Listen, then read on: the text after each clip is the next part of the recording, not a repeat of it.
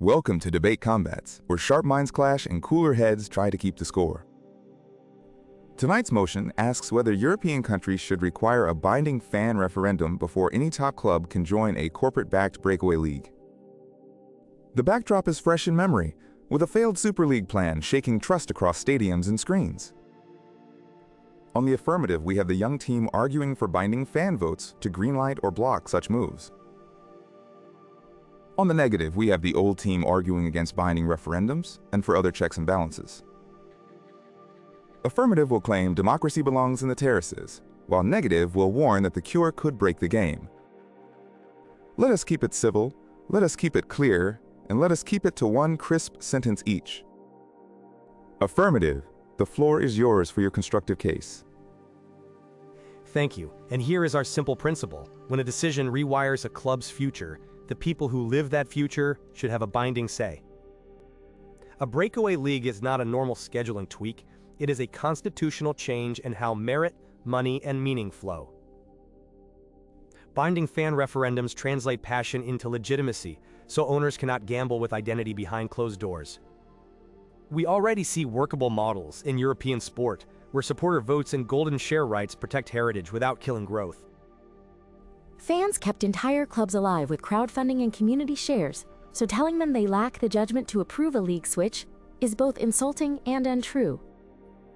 When the 2021 attempt collapsed, it was because supporters and players spoke with one voice, which shows democratic pressure works before damage is done.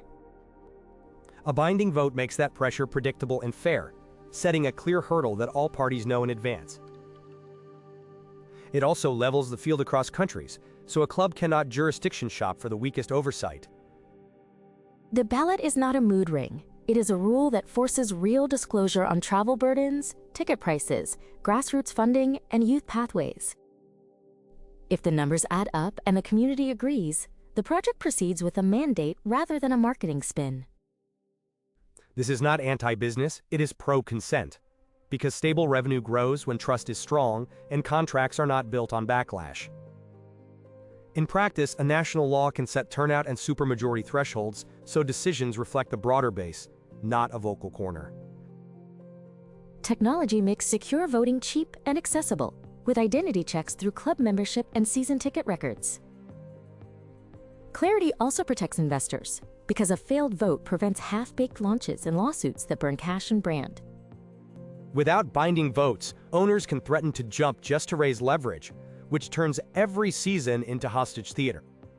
With binding votes, the game is simple: make your case to the people, win them, and then win on the pitch. This motion keeps rivalries on the grass, not in courts, not in midnight press releases, and not in emergency police lines.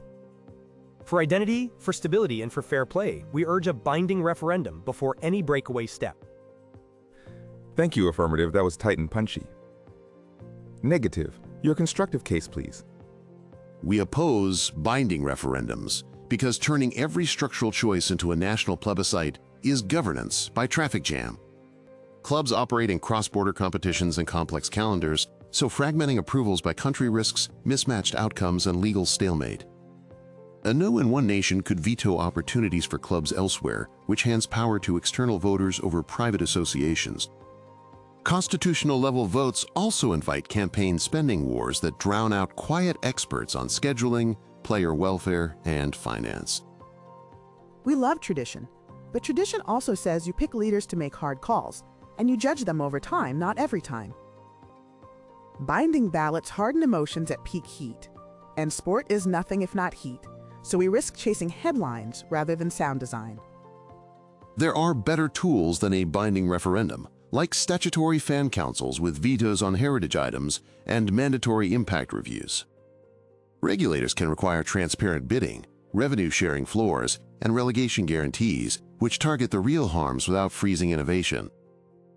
We can set cooling-off periods, require open town halls, and force publication of terms, which gives voice without creating permanent gridlock.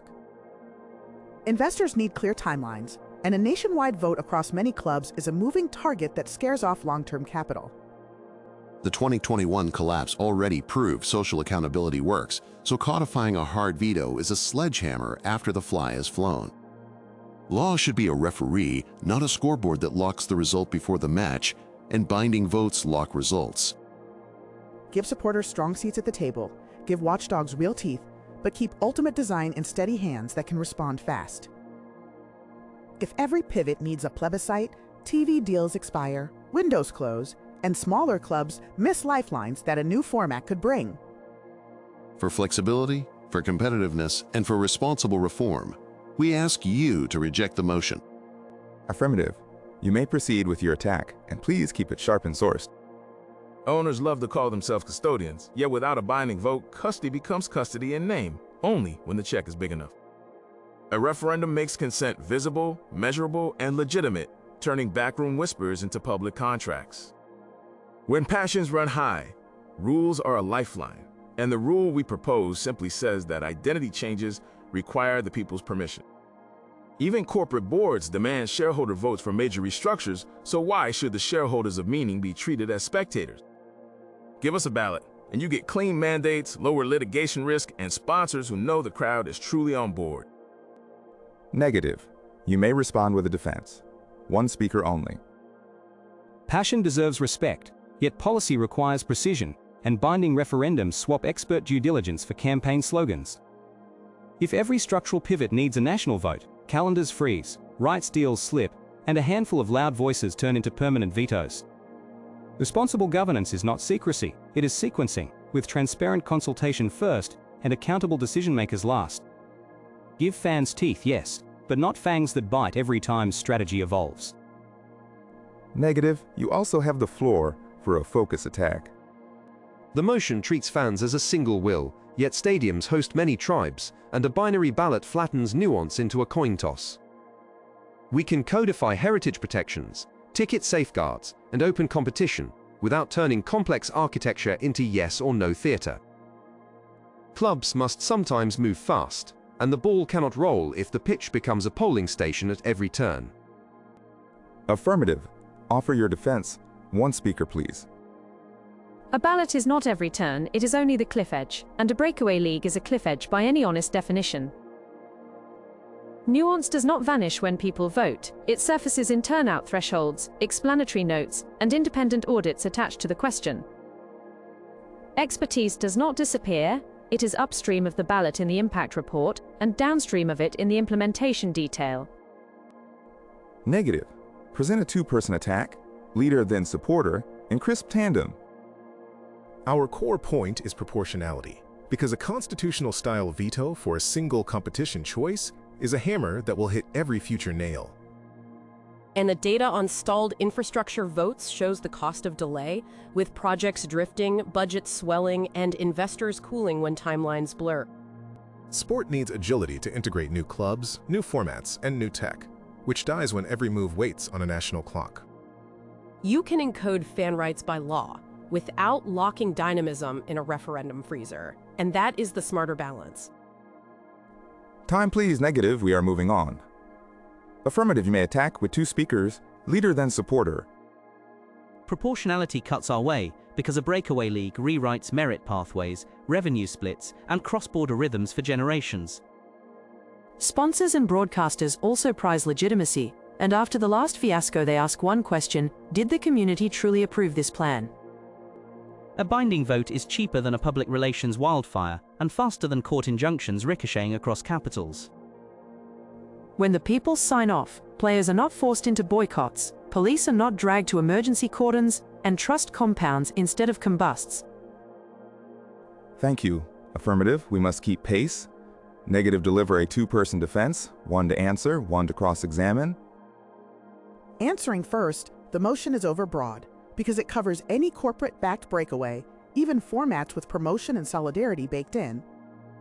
Cross-question for clarity: would you force a nationwide vote if a new league guaranteed merit, capped ticket prices, and expanded grassroots funding? If the answer is still yes, then this is not about safeguards, it is about a permanent veto dressed as romance. And if the answer is no, then you admit that law and design can solve the harms without a binding ballot. Affirmative. Please deliver a two-person defense, one to answer and one to flag a weakness. Answering plainly, The trigger is material identity change that shifts competition governance outside existing pyramids, and that threshold is narrow by design. Weakness, in their case, is the faith in backroom fixes, because we tried trusting process. And the process forged a midnight press release that imploded by noon.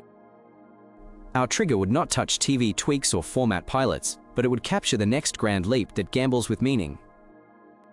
If leaders want speed, they can move fast on disclosure, move fast on turnout requirements, and then move with a mandate rather than a marketing storm. Judges, I invite a midpoint snapshot. Each of you name the side you lean toward, offer one strength from that team, one weakness from the other, and send both teams forward with encouragement. I currently lean affirmative because they framed consent as a stabilizer rather than a break, and I find that strategic. But negative's weakness is a reliance on soft safeguards that failed in the last crisis, and both teams should push concrete mechanisms with numbers. I lean negative for now because they protected design agility with detailed alternatives, while affirmative's weakness is a vague trigger that still feels subjective. And I urge each team to draft one tight legal clause the audience could actually imagine passing. I tilt affirmative because trust is capital and they drew a clean path to earn it, while negative's weakness is underplaying how quickly fear spreads when plans leak, and I want both teams to ground claims in timelines, budgets, and who does the work on day one. Round 2 begins. Bring new lines of argument, and negative you may strike first. Here is a fresh angle. A binding vote will skew toward wealthier fans with more free time, so the ballot risks privileging certain voices under the banner of the people. If we want inclusion, invest in outreach and permanent fan assemblies with stipends, not one big vote that becomes a turnout contest. Democracy is a design choice, and design should not widen the gap between matchday regulars and global supporters who never make the roll call. Affirmative. Defend with one voice. We can design inclusion by law with mail-in ballots, digital access, and weighted inputs for registered community shareholders, which beats the exclusion you fear. Turnout problems are not an excuse to deny a vote. They are a prompt to fund participation properly and publish the plan in plain English. Affirmative. You may press an attack with a single speaker. Your model of councils sounds tidy, yet without binding power they become venting rooms, and without a credible threat, owners negotiate with a smirk. Attach a ballot to the rulebook and suddenly those meetings turn from theater into leverage that writes actual terms. Negative. Answer with one voice. Leverage can come from conditional vetoes on heritage items and mandatory open bidding on formats, which puts steel in the council without forcing a national plebiscite. What we resist is the blanket referendum trigger that values heat over craft and locks everyone into a single tempo. Affirmative. Deliver a two-person attack, leader and supporter in sequence. Leader here, the fastest way to kill chaos is to publish a statutory checklist that ends with a binding fan vote when identity crosses the red line. Support follows. The checklist can require audited forecasts on ticket bans, away travel miles, academy funding, and competition access for smaller clubs. Meet the checklist, brief the people, hit the turnout threshold, and you have legitimacy that carries across borders and diffuses protests. Fail the checklist and you return to the drawing board without riots, lawsuits, or police overtime. Affirmative. Thank you. Time is tight. Negative. Produce a two-person attack, leader then supporter. Leader speaking. The checklist idea concedes our point because real safeguards are upstream in design, not downstream in a plebiscite that still polarizes. Support adds that polarization is not a side effect. It is the business model of campaigns, which punishes nuance and rewards outrage in 15-second clips. Write strong law on solidarity, merit, and heritage, and you will not need the ballot you fear to be without. If you still want a public lock, use a supermajority of elected fan delegates who are trained, briefed, and accountable, not a national coin flip. Negative. That is plenty. Affirmative. You may defend with two speakers, one to answer and one to press with a question. Answering, trained delegates can be captured, but a broad electorate is harder to capture, and capture is the real scandal we are trying to prevent. Question back: if training beats voting, who trains the trainers, and what stops the club from selecting a friendly class with glossy slides and soft numbers? We prefer sunlight at scale to seminars in small rooms with catered lunches and camera-ready quotes. Give people the file, give them the vote, and then give them the credit or the blame for the choice they made together. Negative. Close this sequence with a two-person defense, one to answer and one to highlight a flaw. Answering first, we can legislate for independent selection panels, randomized draws, and conflict audits that resist capture better than a noisy national sprint. The flaw in their plan is definitional, because identity change is elastic, and clubs will litigate the trigger for years while seasons slide by.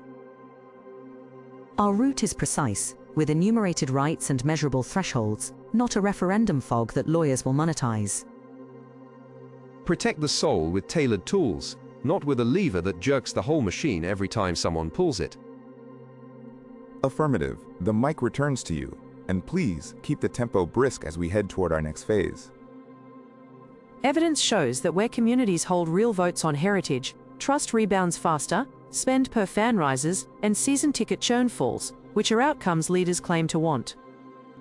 When trust rises, risk pricing falls, so the cost of capital drops, which even the most hard-nosed investor respects more than slogans. A one-time ballot at the cliff edge is not a lever pulled daily, it is a seatbelt you hope not to need but will not drive without. If you do not like the metaphor, call it a fire door, sealed until smoke appears, and when it opens, it saves more than it slows. Negative. Brief reply before we pass the torch for summaries later. Seatbelts do not require public votes to buckle, and our model buckles safeguards into the chassis of the sport without rerouting the road through a polling place. What we need is better engineering, not more sirens, and the people deserve design that works, even when tempers flare. Affirmative. A last defensive pair before we transition, answer then weakness pointer. Answering. Engineering and voting are not enemies, because the vote is the acceptance test that proves the engineering is safe enough to leave the factory.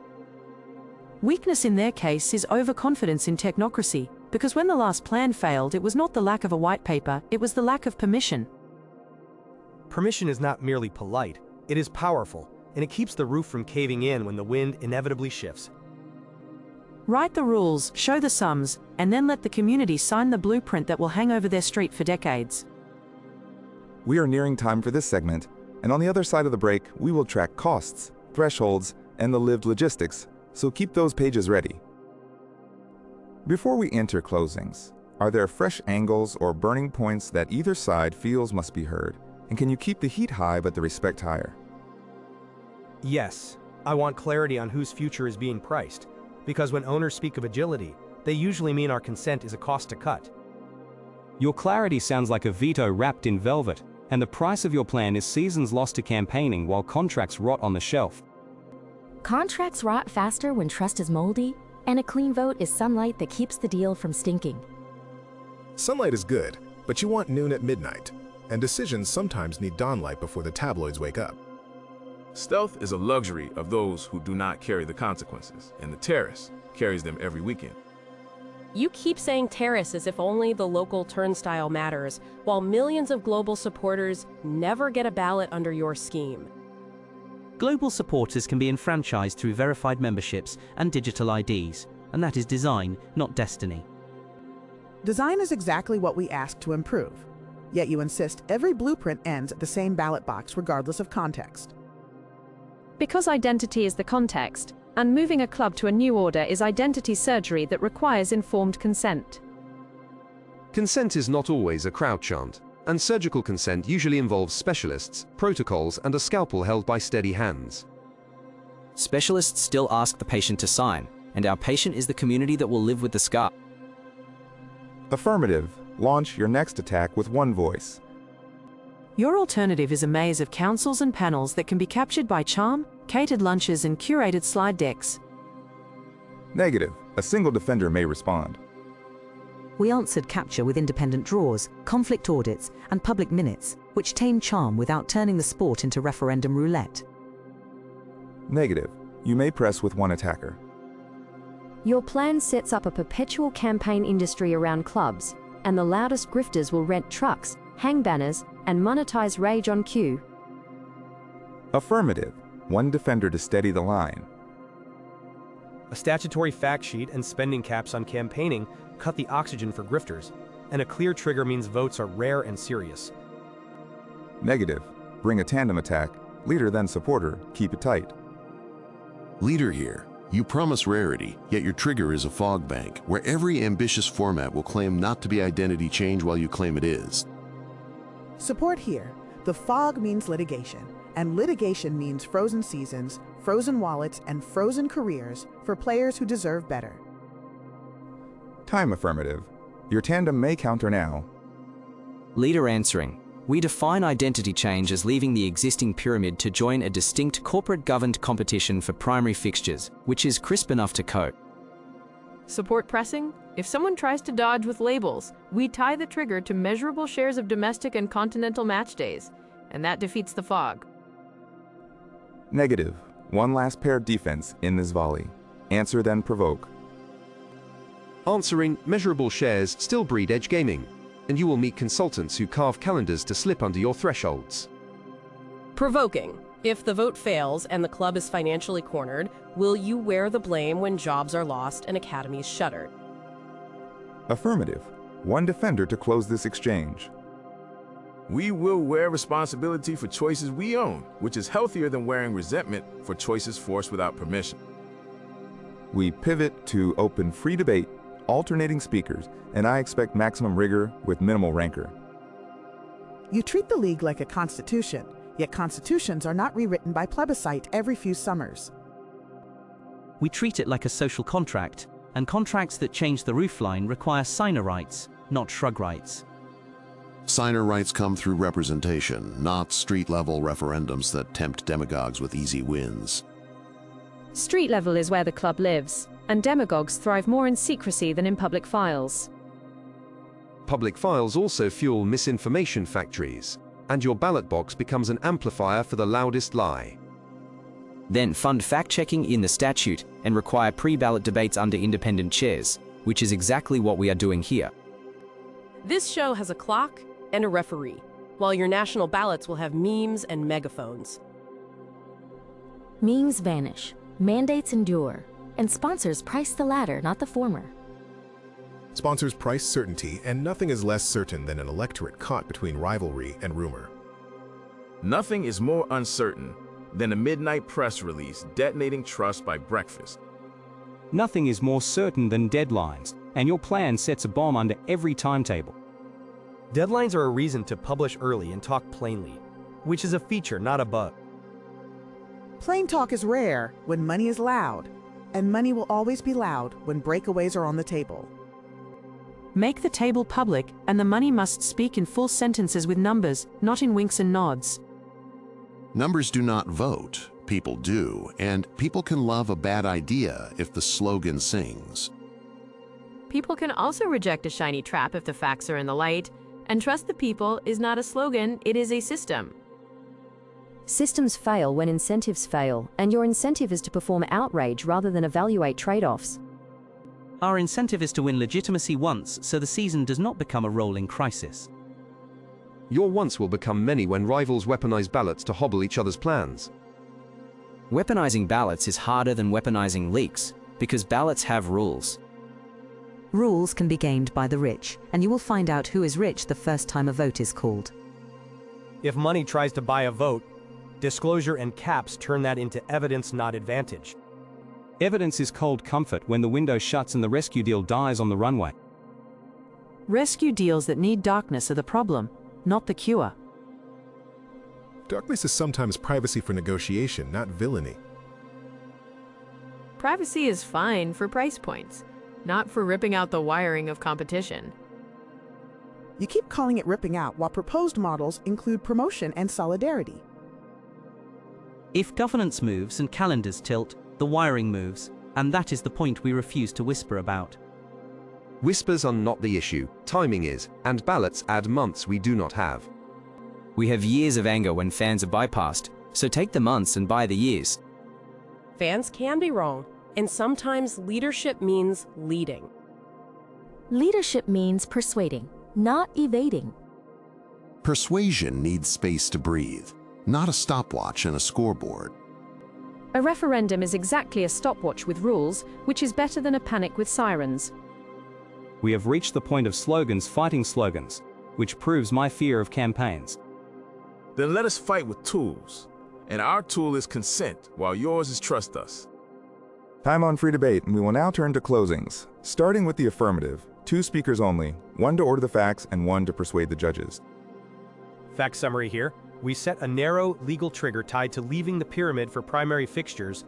We required audited disclosures, turnout and supermajority thresholds, spending caps, digital access and protections for small clubs, and we showed that a one-time, high-bar vote prevents chaos, court fights and police overtime. To the judges, you asked for a clause you could pass, so pass this.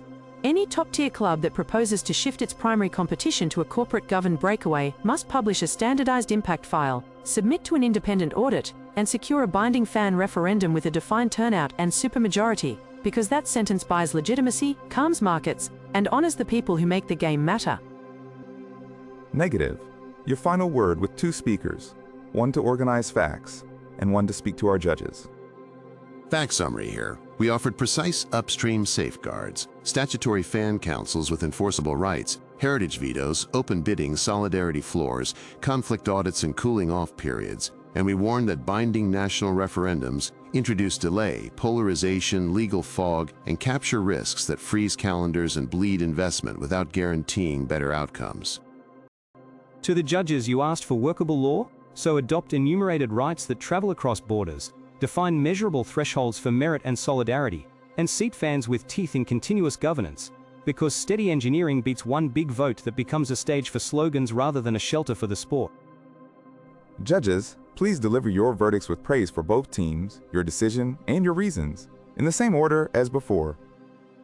Both teams delivered fire and frameworks with charm. I vote affirmative because they converted consent into a stabilizer, with a clear legal trigger and practical guardrails. And while negatives engineering impressed me, it still left the final permission outside the hands of those who live the outcome. I applaud the craft on both sides and the tempo you kept. I vote negative because their layered governance offers agility without the referendums that I fear would reward performance over policy, and I believe design done right can secure legitimacy through process rather than plebiscite.